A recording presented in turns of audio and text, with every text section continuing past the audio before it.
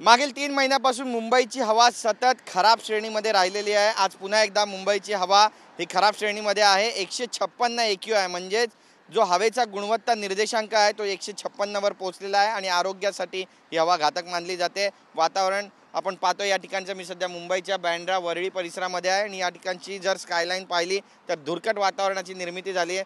सर्वत्र धुराची चादर पसरलेली आहे, त्यामुळे दृश्यमानता सुद्धा बऱ्याच मोठ्या प्रमाणामध्ये कमी झाल्याचं चित्र स्पष्टपणे पाहायला मिळतं। गेल्या अनेक दिवसांपासून अशाच पद्धतीचं वातावरण मुंबईमध्ये राहिलेलं आहे आणि यात कुठलाही सुधार होत नाहीये। वारंवार वॉटर कॅननने फवारणी केली जाते, महानगरपालिकेचे आयुक्त पण ग्राउंड झिरोवर उतरत आहेत, इमारतीची पाहणी केली जाते, जे बांधकाम होतात त्या ठिकाणी निर्बंध सुद्धा लादले जातात, मात्र तरी देखील मुंबईची जी हवा आहे ती अशाच पद्धतीने दूषित राहिलेली आहे। याचा थेट परिणाम मुंबईकरांच्या आरोग्यावर होतोय आणि गेल्या अनेक महिन्यांपासून एक सिरीज म्हणून आम्ही सुद्धा या बातम्या कव्हर करतोय, दाखवतोय, मात्र कुठलाही बदल यामध्ये होतानाचं चित्र सध्या तरी दिसत नाहीये आणि त्यामुळे मुंबईकरांचं आरोग्य कुठे ना कुठेतरी धोक्यात आहे।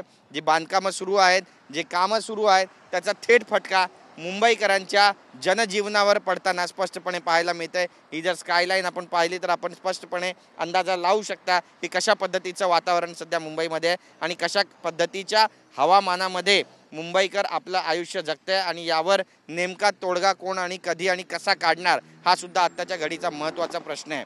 कॅमेरा पर्सन मनीष विचारेसह गिरीश गायकवाड, TV9 मराठी, मुंबई।